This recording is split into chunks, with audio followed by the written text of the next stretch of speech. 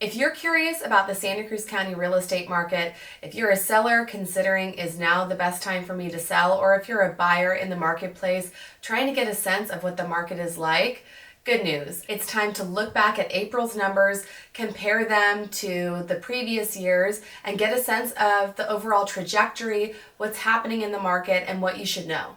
Now, something that I've heard a lot from folks that I've been talking to is that people are thinking that we're in a decline.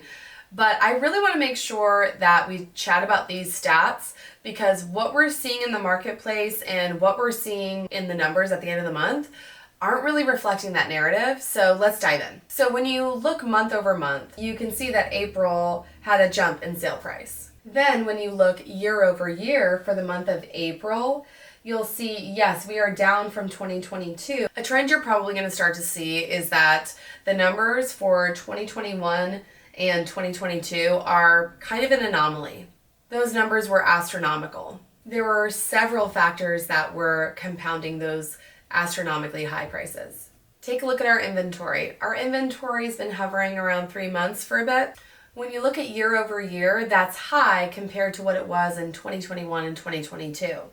But don't get it twisted. 3 months of inventory is not a ton of inventory. To give you an idea, 5 months would be considered a neutral market. So there's still less homes for sale than the amount of people that need to buy a home. Sales are down. We generally don't have a ton of inventory, and so that means not a lot of sales are happening. If you look year over year as well, it's pretty striking how little sales happened in the month of April.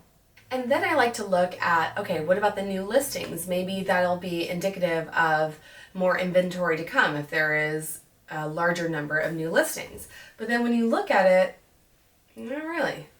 The thought was that we had months of torrential rains, which were hazardous. So perhaps that's why we were seeing a lack of this jump in inventory. However, we've had some decent weather, except for today.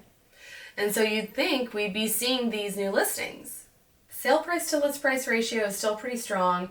We're looking at about 100%, and month over month, there's not like a ton of change. Another data point I like to look at is transactions fallen through. So that means that someone went into contract, but for one reason or another, it didn't come together. That can be an issue with the buyer, meaning they're financing. It could be an issue with the property. It could be a number of things. But when you look at this year over year, it actually looks like transactions fallen through has gone down, meaning at least for the month of April, when people went into contract, it was likely they were going to close. But then when you look at expired, canceled, and withdrawn year over year, you'll see it's slightly up, meaning the homes that sat on the market for one reason or another did not sell. So that brings it back to buyers a little bit more choosy with their money right now. If a property is not priced right, or is not move-in ready, or has some glaring issue, it might sit. So let's look at how long it takes to sell. Year over year, the days to sell, meaning get into contract, is also up. All of this paints an interesting picture. What this tells me is that values are strong, there is competition,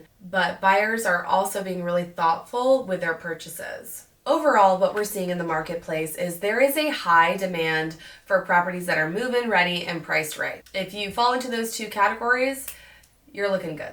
We'll have to see what comes in the next few months with the better weather and see if we get a little bit more inventory. There will still be buyer competition when we have such little inventory. It's better than it was, but there's still not enough. We'll be keeping a close eye on the market and try to keep you updated as always. If you have any questions though about your specific circumstance, feel free to shoot us a message or give us a call. We love answering questions. All right, that's it for today.